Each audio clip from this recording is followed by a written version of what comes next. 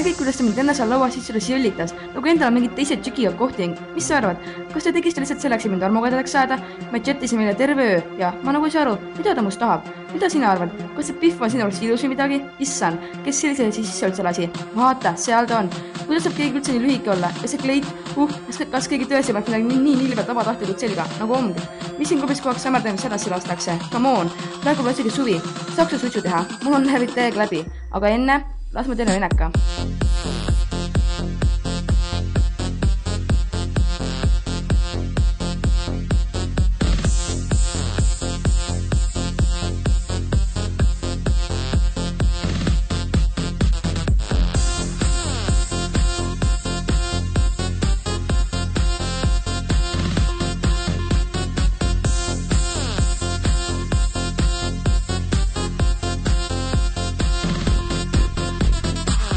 Kuule, milline filter kõige seksikam jääb? Ma ei suuda otsustada, kas X Pro või Valencia.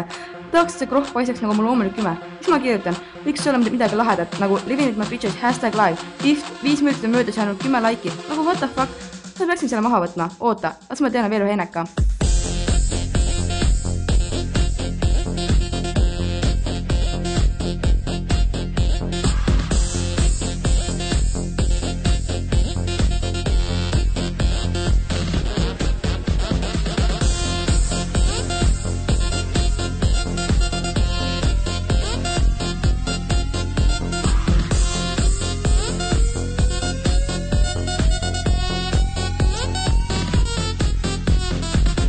Ootad, stopp, just laikis mu pilti, täiesti piilik ju. Kas see tüüp seal magab või? See selle tüdruku kõrval, kelle pole kingi elas. Aga mis tal kingi pole? Mingi üritab eriline olla. Siukest vannaväime modelli pole enne näinud. No irv. Raudselt maksis kõik mu Insta followerid kinni. Kes üldse esmaspäevati väljas käib? Ok, võtame. Okei, oota, ma hakan kohe uksele. Tegelikult vahet pole. Lähme tantsima. Kas siin midagi normaalselt ka juua saab? Tead ka nagu see kedagi üldse? Oh my god, sõnum. Lol, kutsub mind enda juurde. Niikuinii selle pildi pärast ju. Sa peaksin minema.